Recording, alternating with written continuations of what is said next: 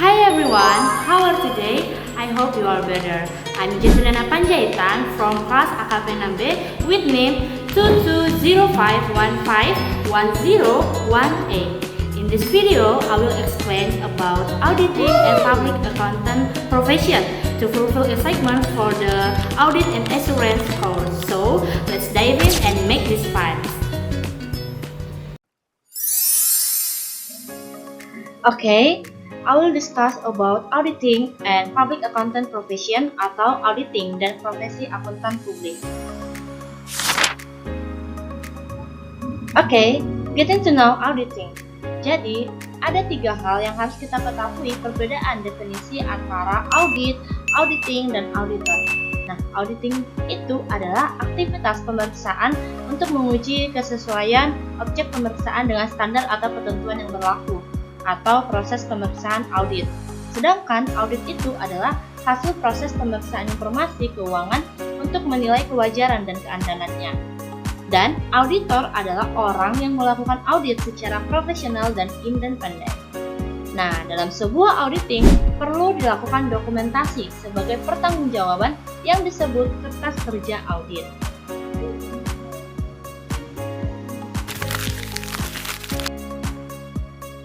Nah, mungkin seringkali kita mendengarkan pertanyaan dari orang-orang, mengapa auditing itu penting?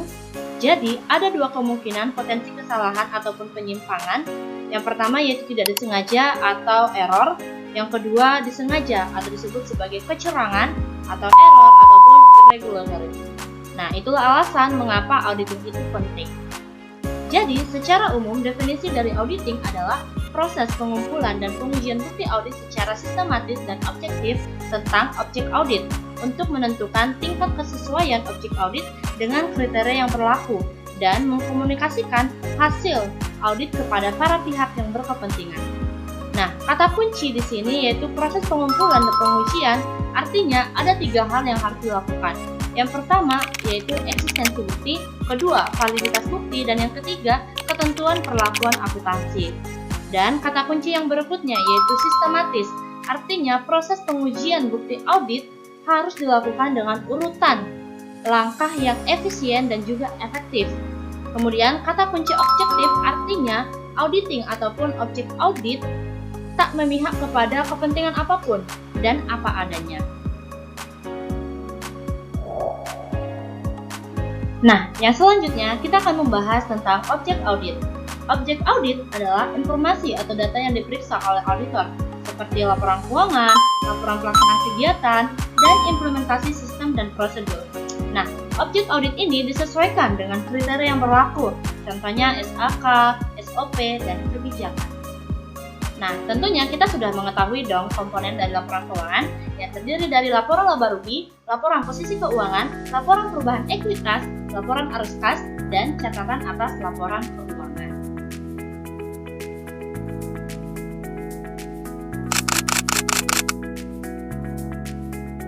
Yang selanjutnya, nah di sini kita akan membahas nih akuntansi versus auditing dalam segi proses. Dalam proses akuntansi, yang pertama mencatat atau merekam transaksi di dalam bukti transaksi, kedua mengidentifikasi atau menganalisis transaksi, ketiga mencatat dan mengklasifikasi transaksi ke dalam buku jurnal, keempat mengumpulkan transaksi ke dalam buku pembantu dan buku besar, kelima melaporkan transaksi dalam bentuk laporan manajerial dan laporan keuangan. Nah, adapun acuan dari laporan manajerial mengacu pada kebijakan manajemen dan laporan keuangan mengacu pada standar akuntansi keuangan atau SAK. Nah, yang kedua, proses auditing. Yang pertama yaitu menerima penugasan audit, kedua merencanakan audit, ketiga mengumpulkan bukti audit, keempat melaksanakan pengujian audit, kelima melaporkan hasil pengujian audit, dan acuan dari proses auditing adalah SPAP atau Standar Profesional Akuntan Publik. Nah, di sini kita akan membahas acuan atau pedoman dari akuntansi keuangan dan auditing. Akuntansi keuangan, acuan atau pedomannya adalah Standar Akuntansi Keuangan atau SAK yang diterbitkan oleh Ikatan Akuntan Indonesia atau IAI. Sementara auditing, acuan atau pedomannya adalah Standar Profesional Akuntan Publik atau SPAP yang diterbitkan oleh Institut Akuntan Publik Indonesia atau IAPI. Nah, di sini kita juga perlu mengetahui teman-teman, kalau IAI atau Ikatan Akuntan Indonesia mengeluarkan SAK atau Standar Akuntansi Keuangan yang berguna bagi auditor internal dan eksternal. Sementara IAMI atau Institut Akuntan Manajemen Indonesia mengeluarkan SAM atau Standar Akuntansi Manajemen yang berguna bagi auditor internal. Dan IAPI atau Institut Akuntan Publik Indonesia mengeluarkan SPAP atau Standar Profesional Akuntan Publik yang berguna bagi auditor eksternal.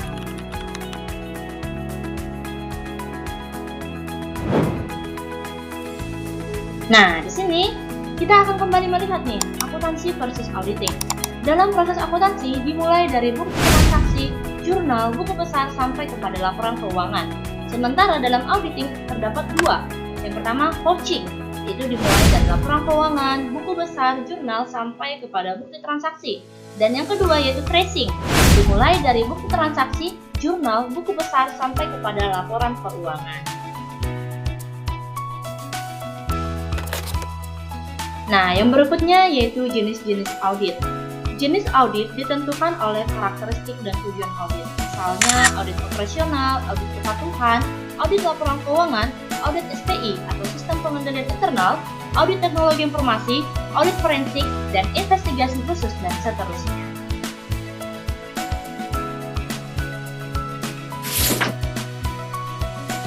Nah, yang berikutnya kita akan membahas nih bentuk laporan auditor. Yang pertama, audit laporan keuangan. Dalam bentuk laporan opini auditor atas laporan keuangan, audit kepatuhan dalam bentuk laporan tentang tingkat kepatuhan praktik terhadap kebijakan dan peraturan yang berlaku. Audit operasional dalam bentuk laporan tentang efektivitas dan efisiensi kegiatan operasional, dan audit sistem informasi dalam bentuk laporan tentang tingkat kinerja sistem informasi akuntansi. Nah, jenis-jenis dari auditor yang pertama yaitu ada auditor independen, auditor yang bersertifikasi akuntan publik atau CPA yang menjalankan praktik profesional secara independen melalui KAP atau kantor akuntan publik atau accounting firm. Kedua, auditor internal, yaitu auditor dalam suatu entitas yang melakukan praktik profesional bidang audit untuk kepentingan manajemen atau komisaris.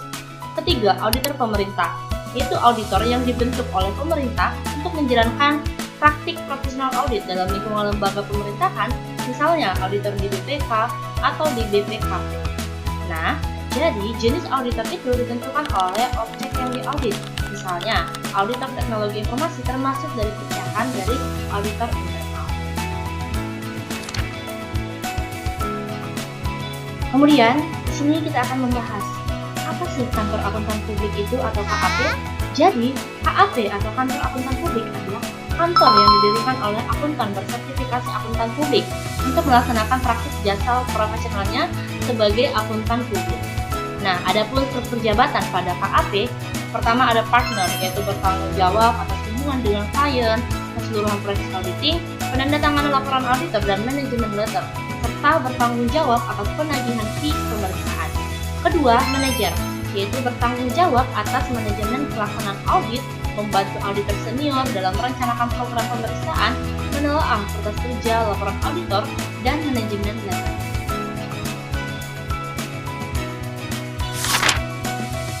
Oke, dan yang ketiga yaitu auditor senior, yaitu melaksanakan pemeriksaan, mengelola biaya pemeriksaan, mengarahkan dan menelaah pekerjaan akuntan junior.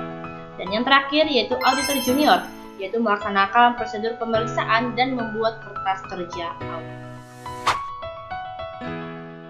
Oke, selanjutnya kita akan membahas komponen standar pengendalian mutu KAP atau kantor akuntan publik yang terdiri dari tanggung jawab kepemimpinan untuk mutu KAP atau leadership responsibilities for quality within the firm, kemudian pemenuhan persyaratan etika profesional atau relevant ethical requirement, kemudian penerimaan penugasan audit atau acceptance and continuation of clients and engagements, kemudian sumber daya manusia atau human resource, dan kinerja pelaksanaan tugas atau engagement performance, dan yang terakhir yaitu monitoring.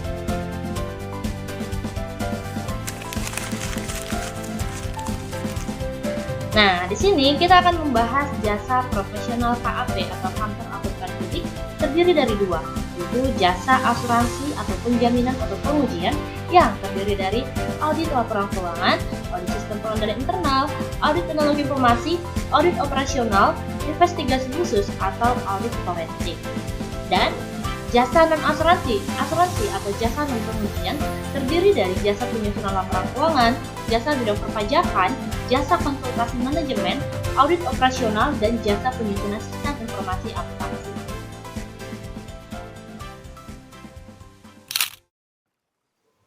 Nah, yang terakhir kita akan membahas antara hubungan klien, auditor, dan kreditur atau investor, di mana klien atau komite audit akan merekrut auditor, kemudian auditor akan menerbitkan laporan untuk menurunkan risiko informasi dan kepada kreditur atau investor, dan kreditur atau investor akan memberikan modal kepada klien. Selanjutnya, klien akan menyajikan laporan keuangan kepada kreditur atau investor.